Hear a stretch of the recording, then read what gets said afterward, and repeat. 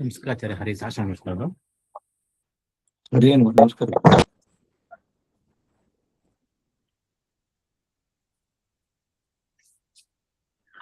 ಸುಮತಿಭಿರಮೇಯಂ ಶುಭ್ರಕಾಯಂ ಸಖಾಯಂ ಸುಖಮಜಮನಪಾಯಂ ಮುಕ್ತುಪಾಯಂ ವಿಮಾಯಂ ನೃಹಜಮಹಮಮೇಜಂ ಧ್ಯೇಜಮಾಂನಾ ಜಗೇಜಂ ಸದಜಮಸದಜೇಜಂ ಶ್ರೀಸಹಾಜಂ ಭಜೇಜಂ ತಪಸ್ವಾಧ್ಯಾಯ ಶುಶ್ರೂಷಾ ಕೃಷ್ಣಪೂಜಾರತಂ ಮುನಿಂ ವಿಶ್ವೇಶಮಿಷ್ಟದಂ ವಂದೇ ಪರಿಮ್ರಾಟ್ ಚಕ್ರವರ್ತಿನಂ. ಶ್ರೀಗುರುಭ್ಯೋ ನಮಃ. ಹರಿ ಓಂ. ಶ್ರೀಜಃಪತ್ತೇ ನಿತ್ಯ ಗಣಿತ ಗುಣಮಾಣಿಕ್ಯ ವಿಶದ ಪ್ರಭಾಜಾಲೋಲ್ಲಾಸೋಪಹತ ಸಕಲಾವದ್ಯ ತಮಸೆ ಜಗಜ್ಜನ್ಮಸ್ಥೇಮ ಪ್ರಳಯ ರಚನಾಶೀಲ ವಪುಷೆ ನಮೋ ಶೇಷಾಂ ನಾಜ ಸ್ಮೃತಿ ಹೃದಯ ದೀಪ್ತಾಯ ಹರಜೆ ಯೇನ ಪ್ರಾದುರಭಾವಿ ಭೂಮಿ ವಲಜೆ ವಿಸ್ತಾರ ಗೋಸಂತತಿ ಪ್ರಾಬೋಧ ಶ್ರುತಿ ಪಂಕಜಂ ಕರುಣಯಾ ಪ್ರಕಾಶಿತತ್ವಂ ಪರಂ ಧ್ವಾಂತಂ ಧ್ವಂಸಮನಾದಿ ಸಾಧುನಿಕರಶ್ಚಾಕಾರಿ ಸನ್ಮಾರ್ಗಕಃ ತೇನಂ ವ್ಯಾಸದಿವಾಕರೇಣ ಸತತಂ ಮಾತ್ಯಾಜಿ ಮೇ ಮಾನಸಂ ವ್ಯಾಪ್ತಿರ್ಯಸ್ಯ ನಿಜೇ ನಿಜೇ ನಮಃ ಸಾ ಪಕ್ಷೇ ಸಪಕ್ಷೇ ಸ್ಥಿತಿಃ ವ್ಯಾವೃತ್ತಿಶ್ಚ ವಿಪಕ್ಷತೋಥ ವಿಷಜೇ ಸಕ್ತಿರ್ನ ವೈ ಬಾಧಿತೆ ನೈವಾಸ್ತಿ ಪ್ರತಿಪಕ್ಷಯುಕ್ತಿರತುಲಂ ಶುದ್ಧಂ ಪ್ರಮಾಣಂ ಸಮೇ ಭೂಯಾತ್ ತತ್ತ್ವವಿನಿರ್ಣಯಾಯ ಭಗವಾನ್ ಆನಂದತೀರ್ಥೋ ಮುನಿಃ ಭವತಿ ಯದನುಭಾವಾತ್ ತೇಡಮೂಕೋऽಪಿ ವಾಗ್ಮಿ ಜಡಮತಿರಪಿ ಜಂತುರ್ಜಾಯತೆ ಪ್ರಾಜ್ಞಮೌಲಿಃ सकलवचन चेतो देवता भारती सा मम वचसि निधत्तां सन्निधिं मानसे च रमा निवासोचितवास भूमिः संन्याय रत्नावरी जन्मभूमिः वैराग्यभाग्यो मम पद्मनाभतीर्थामृताब्धिर्भवताद्विभूत्यै पदवाक्य प्रमाणज्ञान प्रतिवादिमदच्चिदः श्रीमदक्षोभ्यतीर्थाख्यानुपतिष्ठे गुरून् मम श्रीमदानन्दतीर्थार्य सन्मनस्सरसि भुवि अनुव्याख्यान नलिने चंचरी कतिमे मनः न शब्दाब्धौ गाढाः न च निगमचर्चासु चतुराः न च न्यादे प्रौढाः न च विदितवेद्यापि वयं परं श्रीमत्पूर्णप्रमतिगुरुकारुण्यसरणिं प्रपन्नामान्याः स्मः किमपि च वदन्तोऽपि महताम् ॐ नारायणं निखिलपूर्णगुणैकदेहं निर्दोषमाप्यतममप्यखिलैः सुवाक्यैः अस्योद्भवादिदमशेषविशेषतोऽपि वन्द्यं सदा प्रियतमं मम सन्नमामि कुपिता हि पणच्छाया समीकृत्या परं सुखं सेवन्ते यत्पदं धीरास्तं भजे वल्लभं श्रियः.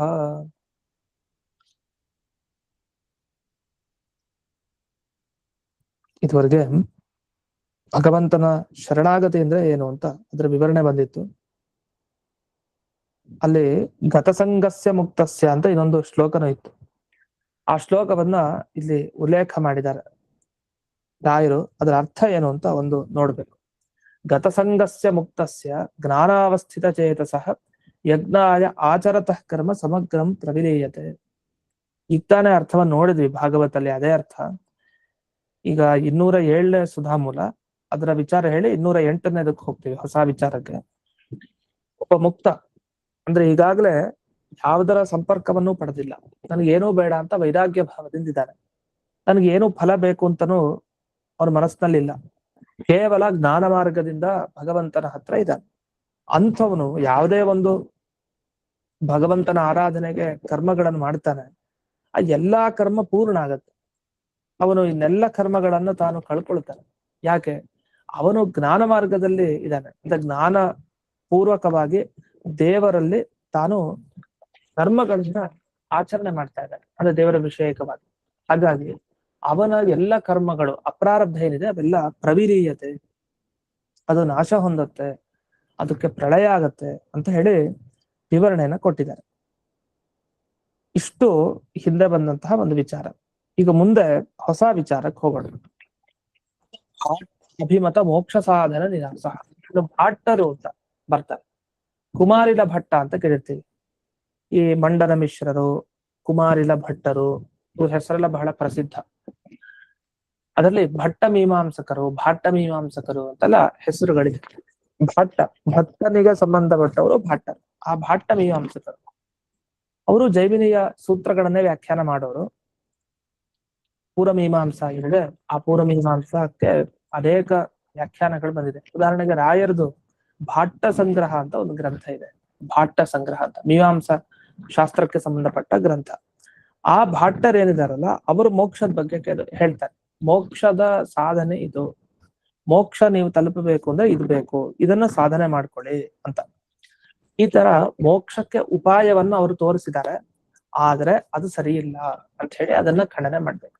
ಅಂದ್ರೆ ನಾವು ಹೇಳಿದ ಏನು ವೈರಾಗ್ಯ, ದೃಢವಾದ ಭಕ್ತಿ, ಧ್ಯಾನ, ಅಪರೋಕ್ಷ ಜ್ಞಾನ ಅಂದ್ರೆ ಬಿಂಬರೂಪಿ ಪರಮಾತ್ಮನದ್ದು, ಆಮೇಲೆ ಆ ಬಿಂಬರೂಪಿ ಪರಮಾತ್ಮನ ಪ್ರಸಾದ, ಆಮೇಲೆ ಮೋಕ್ಷ ಅಂತೇನೋ ಒಂದು ಕ್ರಮ ಇದೆಯಲ್ಲ, ಸಾಧನೆಗಳ ಬಗ್ಗೆ ನಾವೇನ್ ಲಿಸ್ಟ್ ಕೊಡ್ತೀವಲ್ಲ ಅದೇ ನಿಮಗೆ ನಿಜವಾದ ಮೋಕ್ಷವನ್ನು ತಂದು ಕೊಡೋದು.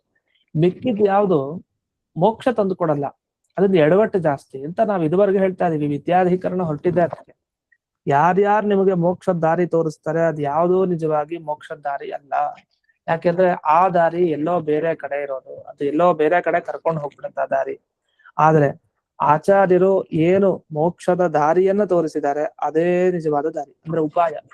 ಅದು ಯಾವುದು ಅಂತ ತಿಳಿಸ್ಲಿಕ್ಕೆ ಶಿಷ್ಯರಿಗೆ ಮನಸ್ಸಿನಲ್ಲಿ ಚೆನ್ನಾಗಿ ಉಳ್ಕೊಳ್ಬೇಕಲ್ಲ. ಹೌದು, ಬೇರೆಯವ್ರು ತೋರಿಸಿದ ಮೋಕ್ಷ ಮಾರ್ಗ ಅಲ್ಲ, ಮಧ್ವ ಸಿದ್ಧಾಂತ ತೋರಿಸಿದ್ದೆ ಮೋಕ್ಷ ಮಾರ್ಗ ಸರಿಯಾಗಿದೆ ಅಂತ ನಮಗೆ ಗೊತ್ತಾಗುತ್ತೆ. ಅದಕ್ಕೇನ್ ಮಾಡ್ಬೇಕು, ಅವ್ರು ತೋರಿಸಿದ ಮೋಕ್ಷ ಮಾರ್ಗ ಅಲ್ಲ ಸರಿ ಅಂತ ತೋರಿಸ್ಬೇಕು ಪ್ರತಿಯೊಂದು ಕಡೆ. ಅದನ್ನ ಈಗ ಹೇಳ್ತಾ ಬಂದ್ರು 208ನೇ ಸುಧಾಮೂಲ. ಭಾಟ್ಟಾನ ಮೋಕ್ಷ ಸಾಧನಂ ಅನುವದತಿ. ಮೋಕ್ಷ ಸಾಧನ ಯಾವುದು ಅಂತ ತಿಳಿಸ್ತಾರೆ. ಮೊದಲು ಅವ್ರದ್ದು ಸಿದ್ಧಾಂತ ಹೇಳ್ತಾರೆ, ಅವ್ರ ಸಿದ್ಧಾಂತ ಹೇಳಿ ಅದರ ಖಂಡನೆ ಏನು ಅಂತ ಮುಂದಕ್ಕಿದೆ. ನಿತ್ಯ ನೈಮಿತ್ತಿಕಂ ಕರ್ಮ ಕುರುವನ್ ಅನ್ಯತ್ ಪರಿತ್ಯಜನ್ ಮುಚ್ಯತೆ ಸಂಸೃತೇಶ್ಚ. ಇವ್ರ ಸಿದ್ಧಾಂತ ಏನು ಅಂದ್ರೆ, ಒಬ್ಬ ವ್ಯಕ್ತಿ ಮೋಕ್ಷಕ್ಕೆ ಹೋಗ್ಬೇಕಾ, ಇದನ್ ಮಾಡಿ, ನಿತ್ಯ ಕರ್ಮ ನೈಮಿತ್ತಿಕ ಕರ್ಮ ತಪ್ಪದೆ ಬಿಡದೆ ಮಾಡಿ. ಹೀಗ್ ಮಾಡ್ತಾ ಇದ್ರೆ ನಿಮ್ಗೆ ಸಂಸಾರದಿಂದ ಮುಕ್ತಿ ಅಂತ ಹೇಳ್ತಾರೆ. ನಮಗ್ ಖುಷಿ ಆಗತ್ತೆ ಮಾತನ್ನ ಕೇಳಿದಾಗ. ಯಾಕಂದ್ರೆ ನಿತ್ಯ ಕರ್ಮ ಅಂದ್ರೆ ಗೊತ್ತಿರತ್ತೆ ನಮ್ಗೆ, ನೈಮಿತ್ತಿಕ ಕರ್ಮ ಅಂದ್ರೆ ಗೊತ್ತಿರುತ್ತೆ. ಅದ್ರ ಮುಂದೆ ವಿವರಣೆನೂ ಇದೆ, ಬಂದಾಗ ಇನ್ನು ವಿವರಣೆಯನ್ನ ಮಾಡ್ತೀನಿ. ಮತ್ತು ನಾವು ತಿಳ್ಕೊಂಡಿರೋ ನಿತ್ಯ ಕರ್ಮ ನೈಮಿತ್ತಿಕ ಕರ್ಮ ಮಾಡ್ತಾ ಇದ್ರೆ ಬೇರೆ ಇದನ್ನ ಬೇಡದೆ ಇರೋದನ್ನ ಬಿಟ್ಟು, ಅಂದ್ರೆ ಕೆಲವು ನಿಷಿದ್ಧ ಕರ್ಮ ಇರುತ್ತೆ, ಮಾಂಸ ತಿನ್ನೋದು, ಮತ್ತೆ ಕಾಲ್ ತೋರಿಸೋದು ದೊಡ್ಡವ್ರಿಗೆ, ಮತ್ತೆ ಮೂತ್ರ ವಿಸರ್ಜನೆ ಮಾಡ್ತಾರಲ್ಲ ಗುರುಗಳ ಮುಂದೆ, ಮತ್ತೆ ಯಾವ್ದೋ ಅಧಿಷ್ಠಾನ ಇದ್ರೆ ದೇವಸ್ಥಾನ ಇರುತ್ತೆ, ದೇವಸ್ಥಾನ ದೂರಕ್ಕೆ ಇರ್ತಾನೆ ಇಲ್ಲ ಅಂತಿಲ್ಲ, ಅದು ದೇವಸ್ಥಾನದ ಮುಂದೆ ಇಟ್ಕೊಂಡು ಅಲ್ಲಿ ಮೂತ್ರ ವಿಸರ್ಜನೆ ಮಾಡಿರ್ತಾರೆ, ಸೂರ್ಯನ ಮುಂದೆ ಮೂತ್ರ ವಿಸರ್ಜನೆ, ಹೀಗೆಲ್ಲ ಇದೆ, ಕೆಲವೆಲ್ಲ ನಿಷಿದ್ಧ ಇದೆ. ಅಂಥ ಕರ್ಮಗಳನ್ನ ಮಾಡ್ಬಾರ್ದು, ಕಾಮ್ಯ ಕರ್ಮವನ್ನು ಮಾಡ್ಬಾರ್ದು. ನಿಮ್ಮ ನಿತ್ಯ ನೈಮಿತ್ತಿಕ ಕರ್ಮ ಮಾಡ್ತಾ ಇದೆ, ಇಷ್ಟು ಮಾಡ್ಕೊಂಡು ಹೋದ್ರೆ ಮೋಕ್ಷ ಸಿಗತ್ತೆ ಅಂತ ಹೇಳ್ತಾರೆ. ನಾವ್ ಅದನ್ನೇ ಮಾಡ್ಬೇಕಲ್ಲ, ಸರಿಯಾಗಿದೆಯಲ್ವಾ ಅಂತ ಅನ್ಸತ್ ಮೇಲ್ನೋಟಕ್ಕೆ. ಯಾಕೆ ಸರಿ ಇಲ್ಲ ಅಂತ ಹೇಳ್ತಾರೆ ಮುಂದೆ. ಈಗ ನಿತ್ಯ ಕರ್ಮ ಅಂದ್ರೆ ಏನು ಅದನ್ನ ಹೇಳಿ. ನಿತ್ಯ ಕರ್ಮ ಅಂದ್ರೆ ನಿತ್ಯಂ ನಾಮ ಜಯತೀರ್ಥರ ವಿವರಣೆ, ಯದ್ ಅಕರಣೆ ಪ್ರತ್ಯವಾಯ ಬ್ರಾಹ್ಮಣ್ಯಾಧಿಕಮೇವಚ, ಅದು ಮುಂದೆ ಬರುತ್ತೆ. ಯದ್ ಅಕರಣೆ ಪ್ರತ್ಯವಾಯ ಬ್ರಾಹ್ಮಣ್ಯಾಧಿಕಮೇವಚ ನಿಮಿತ್ತಂ ಉಪಾದಾಯ ವಿಹಿತಂ ತದುಚ್ಯತೆ. 2 ಅಂಶ ಸೇರ್ಕೊಂಡಿದೆ. ಯಥಾ ಸಂಧ್ಯಾವಂದನಾದಿ, ಸಂಧ್ಯಾವಂದನೆ ಬಗ್ಗೆ ಹೇಳ್ತಾರೆ. ಈಗ ಆದಿ ಅನ್ನೋ ಶಬ್ದದಿಂದ ಏನ್ ತಗೊಳ್ಬೇಕು, ಸಂಧ್ಯಾವಂದನೆ ಬಿಟ್ಟು ಏನೇನಿದೆ ಅದನ್ನ ಮುಂದೆ ಹೇಳ್ತಾರೆ, ಟಿಪ್ಪಣಿಗಳೆಲ್ಲ ಗೊತ್ತಾಗುತ್ತೆ. ನಿತ್ಯ ಅಂದ್ರೆ ಯಾವುದನ್ನ ಮಾಡದೇ ಇದ್ರೆ ನಿಮ್ಗೆ ಪಾಪ ಬರುತ್ತೋ ಅಷ್ಟೇ ಅಲ್ಲ, ಯಾವುದನ್ನ ಮಾಡ್ಲಿಕ್ಕೆ ನೀವು ಬ್ರಾಹ್ಮಣ ಜಾತಿಯಲ್ಲಿ ಹುಟ್ಟಿದಿರಿ ಅನ್ನೋದು ಒಂದು ಕಾರಣನೋ ಅಂಥ ಕರ್ಮಗಳನ್ನ ನಿತ್ಯ ಕರ್ಮ ಅಂತ ಕರೀತಾರೆ. ಒಬ್ಬ ವ್ಯಕ್ತಿ ಬ್ರಾಹ್ಮಣ ಜಾತಿಯಲ್ಲಿ ಹುಟ್ಟಿದಾನೆ, ಇನ್ನೂ ಸುಮಾರು ಕಾರಣ ಇದೆ, ಸದ್ಯಕ್ಕೆ ಅದೊಂದು ಇಟ್ಕೊಳ್ಳೋಣ. ಬ್ರಾಹ್ಮಣ ಜಾತಿಯಲ್ಲಿ ಹುಟ್ಟಿದ ಅಂಥವನು, ಬ್ರಾಹ್ಮಣ ಜಾತಿಯಲ್ಲಿ ಹುಟ್ಟಿದ ಕಾರಣ ಅವನಿಗೆ ಒಂದು ಕರ್ಮ ಮಾಡ್ಲಿಕ್ಕೆ ಅಧಿಕಾರ ಇದೆ, ಯಾಕೆ ಜಾತಿಯಲ್ಲಿ ಹುಟ್ಟಿದ್ರಿಂದ. ಇನ್ನೊಂದು ಮಾಡದೇ ಇದ್ರೆ ಪಾಪ ತಟ್ಕೊಳತ್ತೆ, ಹಾಗಾಗಿ ಮಾಡ್ಲೇಬೇಕು. ಇದನ್ನ ನಿತ್ಯ ಕರ್ಮ ಅಂತ, ಇದು ಲಕ್ಷಣ ನಿತ್ಯ ಕರ್ಮ ಅಂತ ಇವ್ರು ಹೇಳೋದು. ಯದ್ ಅಕರಣೆ ಪ್ರತ್ಯವಾಯ ಬ್ರಾಹ್ಮಣ್ಯಾಧಿಕಮೇವಚ ನಿಮಿತ್ತಂ ಉಪಾದಾಯ ವಿಹಿತಂ. ಯಾವ್ದದು? ಸಂಧ್ಯಾವಂದನೆ. ಸಂಧ್ಯಾವಂದನೆ ಮಾಡ್ಬೇಕು, ಬ್ರಾಹ್ಮಣ ಕ್ಷತ್ರಿಯ ವೈಶ್ಯನೂ ಇದೆ, ಇಲ್ಲ ಅಂತಿಲ್ಲ. ಯಾಕೆಂದ್ರೆ ಕ್ಷತ್ರಿಯನಾದವನು ಕೂಡ ಮಾಡ್ಲಿಕ್ಕಿದೆ ಕರ್ಮಗಳು, ಅವನು ಕೆಲವಿದೆ. ಅವನು ವೇದಾಧ್ಯಯನ ಮಾಡ್ಬೋದು, ವೇದ ಪಾಠ ಮಾಡೋ ಹಾಗಿಲ್ಲ ಅಷ್ಟೇ. ಈ ತರ ಎಲ್ಲ ಇದೆ, ಅದನ್ನ ಒಂದು ಉದಾಹರಣೆ ತಗೊಂಡಿದ್ದೆ ಅಷ್ಟೇ. ಈಗ ಸಂಧ್ಯಾವಂದನೆ ಮಾಡ್ಲಿಕ್ಕೆ ಒಬ್ಬ ಬ್ರಾಹ್ಮಣ ಮಾಡ್ಬೇಕು, ಸಂಧ್ಯಾವಂದನೆ ಮಾಡಿದ್ರೆ ಪಾಪ ತಡ, ಹಾಗಾಗಿ ಒಂದು ಸಂಧ್ಯಾವಂದನೆ ಮಾಡ್ಲೇಬೇಕು, ನಿತ್ಯ ಕರ್ಮ. ಇವ್ ಮಾಡಿದ್ರೆ ಪುಣ್ಯ ಬರುತ್ತೆ ಅನ್ನೋದ್ರ ಬಗ್ಗೆ ಇವ್ರು ಹೇಳ್ತಾ ಇಲ್ಲ, ಮಾಡಿದ್ರೆ ಪಾಪ ಬರುತ್ತೆ, ಅದನ್ನ ನಿತ್ಯ ಕರ್ಮ ಮಾಡ್ಲೇಬೇಕು. ಅದು ನಿತ್ಯ ಅಂದ್ರೆ ಡೈಲಿ ಮಾಡೋದು ಅಂತ ಅರ್ಥ ಅಲ್ಲ, ಡೈಲಿ ಮಾಡ್ಬೇಕು ನಿಜ, ಸಂಧ್ಯಾವಂದನೆ 3 ಹೊತ್ತು ಅದೆಲ್ಲ ಮಾಡ್ಬೇಕು, ಅದು ಸರಿ.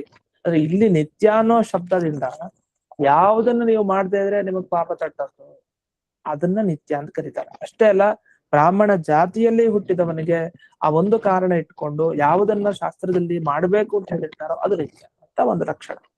ಇದು ನೈಮಿತ್ತಿಕದ ಬಗ್ಗೆ ಹೋಗೋಣ. ನೈಮಿತ್ತಿಕ ಕರ್ಮ ಅಂದ್ರೆ ಯದ್ ಅಕರಣೆ ಪ್ರತ್ಯವಾಯ ಪಿತೃಮರಣಾದಿ ಆಗಂತುಕಂಚ ನಿಮಿತ್ತ ಉಪಾದಾಯ ವಿಹಿತಂ ತಚ್ಚತೆ ಯಥಾ ಪಿತೃಶ್ರಾದ್ದಾದಿ ಶ್ರಾದ್ದ ಕರ್ಮ, ತಂದೆ ತಾಯಿಯ ಶ್ರಾದ್ದ ಪಿತೃಶ್ರಾದ್ದ ಅಂತ ಕರೀತಾರೆ. ಪಿತೃಶ್ರಾದ್ದ ಅಂದ್ರೆ ತಂದೆ ಶ್ರಾದ್ದ ಮಾತ್ರ ಅಲ್ಲ. ಪಿತೃ ಅನ್ನೋ ಶಬ್ದ ವಸ್ತುತಃ ಎರಡೂ ಕಡೆ ಬಳಸೋದಿದೆ. ಮಾತಾಚ ಪಿತಾಚ ಪಿತರೌ ಅಂತ ಒಂದು ಶಬ್ದ ಇದೆ, ವಿಶೇಷ ಶಬ್ದ. ಪಿತರೌ ಅಂತಂದ್ರೆ ಇಬ್ರು ಬರ್ತಾರೆ, ತಂದೆ ತಾಯಿ ಇಬ್ರು ಬರ್ತಾರೆ. ಅದು ನಮಗೆ ಕನ್ಫ್ಯೂಷನ್ ಆಗತ್ತೆ ಅಂತ ಮಾತೃಶ್ರಾದ್ದ ಪಿತೃಶ್ರಾದ್ದ ಅಂತ ಹೀಗೆ ವಿಭಾಗ ಮಾಡಿ ಶಬ್ದಗಳನ್ನು ಬಳಸ್ತೀವಿ. ಅದು ಒಳ್ಳೇದು ಕೂಡ, ಕನ್ಫ್ಯೂಸ್ ಆಗ್ಬಾರ್ದು ಅಂತ. ಇಲ್ಲಿ ಪಿತೃಶ್ರಾದ್ದ ಅಂತ ಹೇಳಿದ್ದಾರೆ. ಪಿತೃಶ್ರಾದ್ದ ಜೊತೆಗೆ ಮಾತೃಶ್ರಾದ್ದವನ್ನು ತಗೊಳ್ಳೋಣ. ಏನು, ಯಾವಾಗ ಪಿತೃಶ್ರಾದ್ದ ಮಾಡ್ತಾರೆ? ತಂದೆ ಬದುಕಿದ್ದಾಗ ಮಾಡ್ತಾರ? ಇಲ್ಲ. ಇನ್ನು ಮಾತೃಶ್ರಾದ್ದ ತಾಯಿ ಬದುಕಿದ್ದಾಗ ಮಾಡ್ತಾರ? ಇಲ್ಲ. ಹಾಗಾದ್ರೆ ಅದಕ್ಕೊಂದು ನಿಮಿತ್ತ ಬೇಕು, ಕಾರಣ ಬೇಕು ಈ ಕರ್ಮ ಮಾಡ್ಲಿಕ್ಕೆ. ಯಾವಾಗ? ಪಿತೃ ಮರಣ ಅಥವಾ ಮಾತೃ ಮರಣ. ಈ ಮರಣ ಆದ ಮೇಲೆ ಒಂದು ನಿಮಿತ್ತ ಸಿಕ್ತು, ಕಾರಣ ಸಿಕ್ತು, ಆಮೇಲೆ ಶ್ರಾದ್ದ ಮಾಡ್ಬೇಕು. ನೀವು ಮಾಡದೇ ಇದ್ರೆ ಪಾಪ ತಟ್ಟುತ್ತೆ. ಹಾಗಾದ್ರೆ ಯಾವುದನ್ನ ಮಾಡದೇ ಇದ್ರೆ ಪಾಪ ತಟ್ಟತ್ತೋ, ಪಾಪ ಅಂಟ್ಕೊಳತ್ತೋ, ಹಾಗೆ ಅದಕ್ಕೆ ಇಂತಿಂತ ಕಾರಣ ಅಂತ ಸಿಕ್ಕಿದಾಗ ಮಾತ್ರ ಮಾಡ್ಬೇಕಾಗಿರುತ್ತೋ ಅದನ್ನ ನೈಮಿತ್ತಿಕ ಕರ್ಮ ಅಂತ ಹೇಳ್ತಾರೆ. ಈಗ ನಿತ್ಯ ಕರ್ಮ, ನೈಮಿತ್ತಿಕ ಕರ್ಮ ತಪ್ಪದೆ ಮಾಡ್ಲೇಬೇಕು. ಇಷ್ಟಿದೆ ವಿಧಿ ಮೋಕ್ಷಕ್ಕೆ ಹೋಗ್ಲಿಕ್ಕೆ. ಇದು ಹೇಳೋದು ಭಾಟ್ಟರು. ಇದಾದ್ಮೇಲೆ ಯಾವ್ದನ್ ಬಿಡಬೇಕು? ಕಾಮ್ಯ ಕರ್ಮ ನಿಷಿದ್ಧ ಕರ್ಮ ಬಿಡಿ.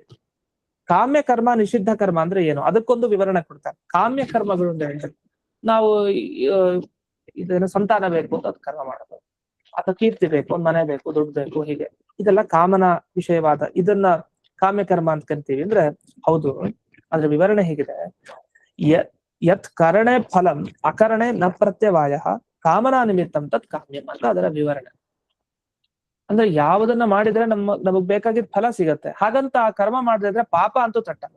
ಈಗ ನಾವು ಒಂದು ಹೋಮ ಮಾಡಿಸ್ಬೇಕು, ಆರೋಗ್ಯ ಸಿಗ್ಲಿ ಅಥವಾ ಇನ್ಯಾವುದೋ ಒಂದು ಸಂಪತ್ತು ಸಿಗಲಿ, ಒಳ್ಳೆ ಕೆಲಸ ಸಿಗಲಿ ಅಂತ ಹೇಳಿ ಒಂದು ಹೋಮ ಮಾಡಿಸಿದ್ರೆ ಫಲ ಉಂಟು. ಹಾಗಂದ್ ಮಾಡಿಸ್ದೇ ಇದ್ರೆ ಪಾಪ ಅಂತೂ ಏನಿಲ್ಲ ಅದ್ರಿಂದ, ಅದನ್ನ ಪಾಪ ಅಂತೂ ಏನ್ ತಟ್ಟ. ಹಂಗಂತ ಸಿಗೋ ಫಲ ಸಿಗದೇನೂ ಇರ್ಬೋದು, ಅದ್ ಬೇರೆ ವಿಷಯ. ಅಂತೂ ಯಾವುದನ್ನ ಮಾಡಿದ್ರೆ ಫಲ ಸಿಗತ್ತೆ, ಮಾಡದಿದ್ರೆ ಪಾಪ ಇಲ್ಲ. ಮತ್ತೆ ನಮ್ಮ ಆಸೆಯಿಂದ ಆ ಕರ್ಮ ನಡೆದಿರುತ್ತೆ. ಇಂಥ ಕರ್ಮವನ್ನ ಕಾಮ್ಯ ಅಂತ ಕರೀತಾರೆ. ಉದಾಹರಣೆಗೆ ಜ್ಯೋತಿಷ್ಠೋಮ ಅಂತ ಹೇಳ್ತಾರೆ. ಜ್ಯೋತಿಷ್ಠೋಮೇನ ಸ್ವರ್ಗ ಕಾಮೋ ಯಜೇತ. ಸ್ವರ್ಗ ಬೇಕು ಅಂತ ಕಾಮನೆ ಇದೆ, ಸಿಗತ್ತೆ ಸ್ವರ್ಗ, ಮಾಡದೆ ಅಂದ್ರೆ ಪಾಪ ಇಲ್ಲ. ನೀವು ಜ್ಯೋತಿಷ್ಠೋಮ ಯಾಗ ಮಾಡಿದ್ರೆ ಪಾಪ ಅಂತೂ ಏನು ಬರಲ್ಲ. ಮತ್ತೆ ಸ್ವರ್ಗ ಬೇಕಾದ್ರೂ ಜ್ಯೋತಿಷ್ಠೋಮ ಯಾಗ ಮಾಡ್ಬೇಕಾಗತ್ತೆ, ಅದು ಕಾಮ್ಯ ಕರ್ಮ ಅನಿಸ್ಕೊಡುತ್ತೆ. ಇದು ಪ್ರತಿಷಿದ್ಧ. ನಿಷಿದ್ಧ ಕರ್ಮ ಯಾವುದು? ಬ್ರಹ್ಮ ಹತ್ಯೆ. ಬ್ರಹ್ಮ ಹತ್ಯೆ ಮಾಡಿದ್ರೆ ಅದು ನಿಷಿದ್ಧ ಕರ್ಮ. ಬ್ರಹ್ಮ ಹತ್ಯೆ ಅಂದ್ರೆ ಯಾವ್ದಾರು ಮನುಷ್ಯನ ಹತ್ಯೆ ಮಾಡಿದ್ರೆ ಇಲ್ವಾ ಅಂದ್ರೆ ಖಂಡಿತ. ಯಾವ ಸಾತ್ವಿಕನಿದಾನೋ, ದುಷ್ಟ ಆದ್ರೆ ಓಕೆ, ದುಷ್ಟ ಆದ್ರೆ ಅವನಿಗೆ ಶಿಕ್ಷೆ ಕೊಡ್ಬೇಕು, ಯಾರು ಕೊಡ್ಬೇಕು ಶಿಕ್ಷೆ ಅವ್ರು ಕೊಡ್ತಾರೆ, ಸರಿ. ಆದ್ರೆ ಒಬ್ಬ ಸಾತ್ವಿಕ ಭಕ್ತ ಆದ್ರೆ ಅವನು ಬ್ರಹ್ಮನಾಗ್ಲಿ ಅಂದ್ರೆ ಬ್ರಾಹ್ಮಣ ಜಾತಿಯಲ್ಲಿ ಹುಟ್ಟಿರ್ಲಿ ಅಥವಾ ಬೇರೆ ಜಾತಿಯಲ್ಲಿ ಹುಟ್ಟಿದ್ದೆ ಅವನ ಹತ್ಯೆ ಅಂತೂ ಮಾಡ್ಬಾರ್ದು, ಅದು ತಪ್ಪು. ಹತ್ಯೆ ಅಂದ್ರೆ ಅದು ಮನಸ ವಚಸ ಕಾಜಿಕೇನ ಅಂತ ಮೂರ್ ಥರನು. ಮಾನಸಿಕವಾಗಿ ಹಿಂಸೆ ಕೊಡೋದು, ಮನಸ್ಸಲ್ಲೇ ನಾವು ಬೈಕೊಳ್ಳೋದಾಗ್ಬಹುದು, ಅವನಿಗೆ ಶಾಪ ತಟ್ಲಿ, ಅವ್ನು ಸತ್ತೋಗ್ಬಿಡ್ಲಿ ಅಂತ ಹೀಗೆಲ್ಲ ಅನ್ಕೊಳ್ಳೋದು ಮನಸ್ಸಲ್ಲಿ, ಅದ್ ಅನ್ಕೊಂಬಾರ್ದು, ಅದು ಹತ್ಯೆಗೆ ಸಮಾನ. ಇನ್ನು ವಚಸ, ಬಾಯಿಂದ ಅನ್ನೋದು, ನೀನ್ ಹೋಗು ಸಾಯಿ ಅಂತೆಲ್ಲ ಅನ್ನೋದು, ಅಥವಾ ಹೋಗ್ ಬಡಿಯೋದೆ, ಅವನಿಗೆ ಏಟ್ ಹೊಡೆಯೋದೆ, ಈ ಯಾವುದೇ ರೀತಿಯ ಹತ್ಯೆ ಇದು ಬ್ರಹ್ಮ ಹತ್ಯೆ, ಇದು ದೊಡ್ಡ ಪಾಪ. ಈ ಬ್ರಹ್ಮ ಹತ್ಯೆ ಅಂತ ಹಿಡಿದು ಯಾವ ಪಾಪ ಇದೆ ಇದೆಲ್ಲ ನಿಷಿದ್ಧ ಕರ್ಮಗಳು. ಈ ನಿಷಿದ್ಧ ಕರ್ಮಗಳನ್ನ ಮಾಡೋ ಹಾಗಿಲ್ಲ. ಹಾಗಾದ್ರೆ ನೀವು ನಿಷಿದ್ಧ ಕರ್ಮ ಮಾಡ್ದೇನೆ, ಕಾಮ್ಯ ಕರ್ಮನೂ ಮಾಡ್ದೇನೆ, ನಿಮ್ಮ ನಿತ್ಯ ನೈಮಿತ್ತಿಕ ಕರ್ಮಗಳನ್ನ ನೀವು ಅನುಷ್ಠಾನ ಮಾಡ್ತಾ ಇದ್ರೆ ನಿಮಗೆ ಮೋಕ್ಷ ಸಿಗುತ್ತೆ ಅಂತ ಭಾಟ್ಟರು ತಾವು ಹೇಳ್ತಾರೆ. ಅಲ್ಲ ಹಾಗಾದ್ರೆ ಸಾಕ, ಮಾಡಿದ ಕರ್ಮ ಕಳ್ಕೊಳ್ಳೋದು ಹೇಗೆ? ಅದೇ ಅದನ್ನು ಭೋಗಿಸಿ ಕಳ್ಕೊಳ್ಳಿ. ಉಪಾತ್ತಂಚ ಕರ್ಮ ಭೋಗೇನ ಕ್ಷಪಯನತಿ ಚ ಶಬ್ದಾರ್ಥ. ಬರೀ ಇಷ್ಟೇ ಅಲ್ಲ, ಇನ್ನೊಂದು ಚ ಅಂತ ಹೇಳಿದ್ದಾರೆ. ಎಲ್ಲಿ? ಮುಚ್ಯತೆ ಸಂಸೃತೆ ಚ ಅಂದ್ರೆ ಮತ್ತು ಏನು? ಇದರ ಜೊತೆಗೆ ಕರ್ಮ ಮಾಡಿ, ಕರ್ಮ ಬಿಡಿ, ಕರ್ಮ ಅನುಭವಿಸಿ ಕಳ್ಕೊಳ್ಳಿ. 3 ಅಂಶ ಹೇಳ್ತಾರೆ ಅವ್ರ ಸಿದ್ಧಾಂತದಲ್ಲಿ. ನಿತ್ಯ ನೈಮಿತ್ತಿಕ ಕರ್ಮ ಅನುಷ್ಠಾನ ಮಾಡಿ, ಆಮೇಲೆ ಕಾಮ್ಯ ನಿಷಿದ್ಧ ಕರ್ಮ ಬಿಡಿ, ಈಗಾಗಲೇ ಸಂಪಾದನೆ ಮಾಡಿದ ಕರ್ಮ ಅನುಭವಿಸಿ ಕಳ್ಕೊಳ್ಳಿ. ಇಷ್ಟು ಮಾಡಿದ್ರೆ ಸಂಸೃತೆ ಮುಚ್ಯತೆ, ಸಂಸಾರದಿಂದ ಮುಕ್ತಿಗೊಳ್ತಾನೆ ಅಂತ. ಇದರ ಸ್ವಾರಸ್ಯ ಏನು? ಅದರ ಸಂಗ್ರಹವನ್ನ ಈಗ ಮಾಡ್ತಾರೆ ಯಾರು? ಜಯತೀರ್ಥರು. ಇವರ ಸಿದ್ಧಾಂತದ ಅಭಿಪ್ರಾಯ ಎಷ್ಟು? ಸಂಸಾರ ಅಂದ್ರೆ ಏನು? ಮೊದಲು ಆ ಸಂಸಾರದ ಬಗ್ಗೆ ಬರೀತಾರೆ. ಸಂಸಾರ ಅಂದ್ರೆ ಸುಖ ದುಃಖ ತತ್ಕಾರಣ ರೂಪೋ ಹಿ ಸಂಸಾರ. ಸುಖಕ್ಕೆ ಬೇಕಾದ ಕಾರಣ, ದುಃಖಕ್ಕೆ ಬೇಕಾದ ಕಾರಣ, ಇದೇ ಸಂಸಾರ ಅಷ್ಟೇ. ಸಂಸಾರ ಅಂತ ಹೇಳೋ ನಂಗೆ ಸುಖ ಸಿಗ್ಲಿಕ್ಕೆ ಒಂದಿಷ್ಟು ಕಾರಣ ಇರುತ್ತೆ, ಇದನ್ ಮಾಡಿದ್ರೆ ಸುಖ ಸಿಗತ್ತೆ, ಇದನ್ ಮಾಡಿದ್ರೆ ದುಃಖ ಆಗುತ್ತೆ, ಇಷ್ಟೇ ಸಂಸಾರ, ಏನ್ ಬಿಟ್ಟು ಇನ್ನೇನಿಲ್ಲ. ಸುಖ ಕಾರಣ, ದುಃಖ ಕಾರಣ ಅಷ್ಟೇ. ಈ ಸುಖಕ್ಕೆ ಕಾರಣ ಯಾವಾಗ ಸಿಗತ್ತೆ ನಿಮ್ಗೆ? ಕರ್ಮ, ನೀವು ಮಾಡಿದ ಕರ್ಮದಿಂದ ಸಿಗತ್ತೆ. ಯಾವ್ದೋ ಹಿಂದಿನ ಜನ್ಮದ ಪುಣ್ಯ, ಈ ಜನ್ಮದಲ್ಲಿ ಸುಖ ಅನುಭವಿಸ್ಲಿಕ್ಕೆ ಬೇಕಾದ ಮನೆ ಸಿಕ್ತು, ಕಾರ್ ಸಿಕ್ತು, ಎಲ್ಲವೂ ಸಿಕ್ತು. ಅದೇ ಯಾವ್ದೋ ಜನ್ಮದ ದುಷ್ಕರ್ಮ, ಕೆಟ್ಟ ಕರ್ಮ, ಅದರಿಂದ ಈ ಜನ್ಮದಲ್ಲಿ ಮನೆ ಇಲ್ಲ, ಯಾರು ಇಲ್ಲ, ಏನೂ ಇಲ್ಲ, ಬಡತನ ಸಿಕ್ಕಾಬಿಟ್ಟು. ಹಾಗಾದ್ರೆ ಇದೇ ಸಂಸಾರ ಅಷ್ಟೇ, ಬಿಟ್ಟಿದ್ದೇನಿಲ್ಲ. ಸುಖಕ್ಕೆ ಕಾರಣ, ದುಃಖಕ್ಕೆ ಕಾರಣ, ಇದೆಲ್ಲ ಸಿಗೋದು, ಅದರಿಂದ ಸುಖ ದುಃಖಗಳನ್ನು ಅನುಭವಿಸೋದು. ಇದೆಲ್ಲ ಯಾವ ಕಾರಣದಿಂದ? ಸಚ ಕರ್ಮ ನಿಮಿತ್ತ ಏವ, ಕರ್ಮದಿಂದ ಇದೆಲ್ಲ ಆಗತ್ತೆ. ಹಾಗಾದ್ರೆ ಏನ್ ಮಾಡ್ಬೇಕು ನೀವು? ನಿತ್ಯ ನೈಮಿತ್ತಿಕಯೋಹೋ ಅಕರಣೇತು ಅಧರ್ಮ ಪ್ರಚಯೇನ ದುಃಖ ತತ್ಸಾಧನಾವಾಪ್ತಿರಸ್ಯ ಭವತಿ. ನೀವು ನಿತ್ಯ ಕರ್ಮ ನೈಮಿತ್ತಿಕ ಕರ್ಮ ಮಾಡದೇ ಇದ್ರೆ ಏನಾಗುತ್ತೆ?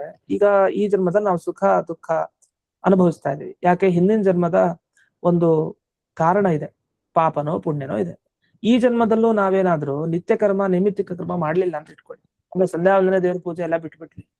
ಹಾಗೆ ಆಗಂತುಕ ನಿಮಿತ್ತ ಯಾವಾಗ ಪಿತೃಮರಣ ಮತ್ತೆ ಮಾತೃಮರಣ ಆಯ್ತೋ ತನ್ನಿಮಿತ್ತಕ ಶ್ರಾದ್ದ ಮಾಡ್ಬೇಕು, ಶ್ರಾದ್ದವನ್ನ ಬಿಟ್ವಿ ಅಂತ ಆದ್ರೆ ಆಗೇನಾಗತ್ತೆ? ಮನುಷ್ಯರಿಗೆ, ಜೀವರಿಗೆ ದುಃಖ, ಅಧರ್ಮ ಜಾಸ್ತಿ ಆಗತ್ತೆ, ಪಾಪ ಸಂಪಾದನೆ ಜಾಸ್ತಿ ಆಯ್ತು ಅಂತ ಅರ್ಥ.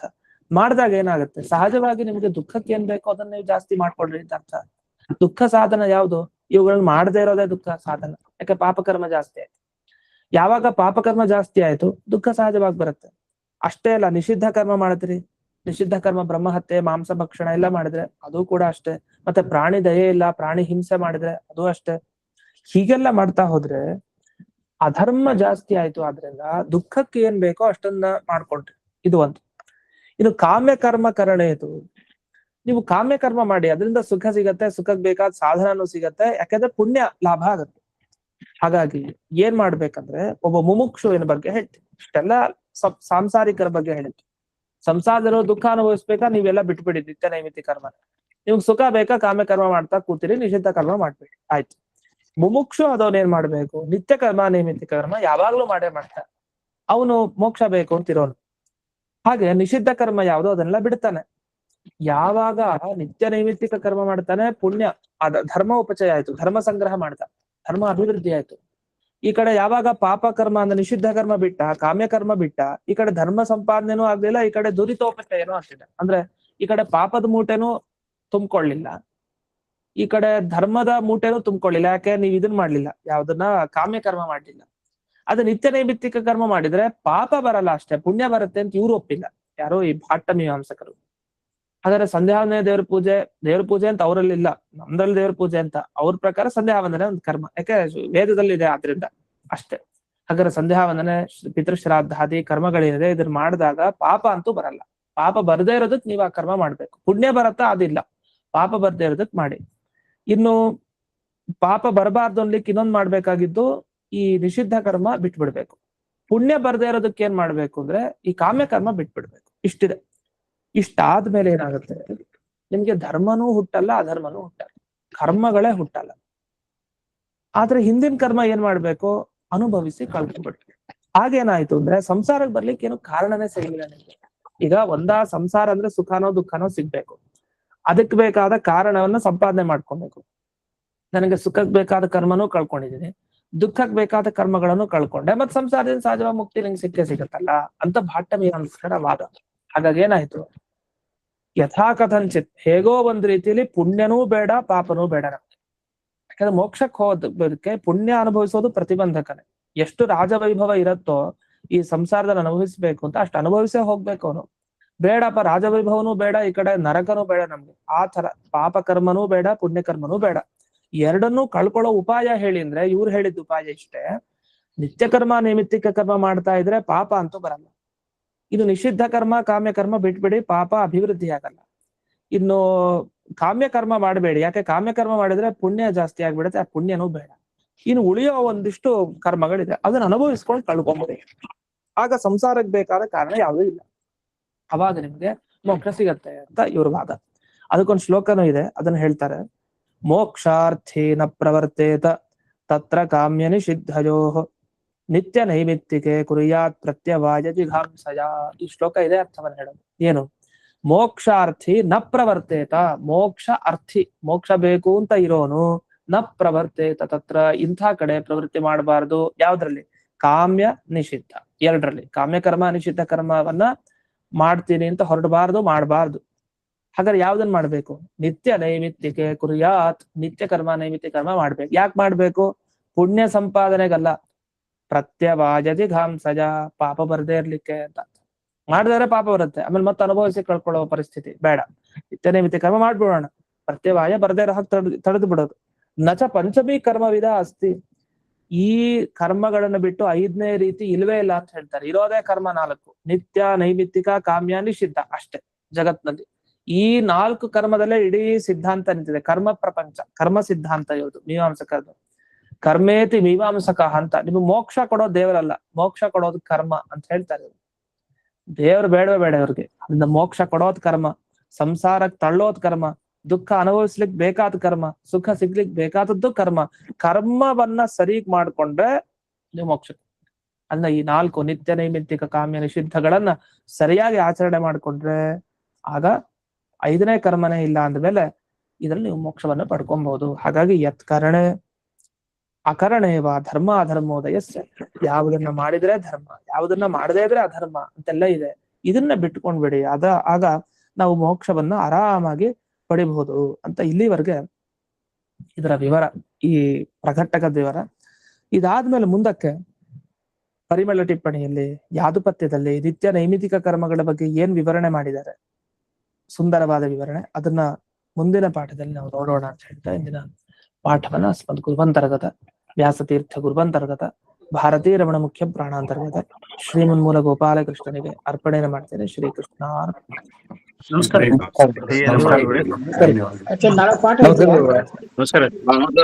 ನಾಳೆ ಇದೆ. ನಮಸ್ಕಾರ ಗುರುಗಳು. ನಮಸ್ಕಾರ ಸರ್. ನಾಳೆ ಏನ್ ಪ್ರದೋಷ ಇಲ್ಲ, ಪ್ರದೋಷ ಇಲ್ಲ. ಹೌದು, ನಾಡಿದ್ದಿದೆ, ನಾಡಿದ್ದು ಮಾಡೋ ಹಾಗಿಲ್ಲ, ನಾಳೆ ಇದೆ ಪಾಠ. ಆಯ್ತು ಗುರುಗಳು.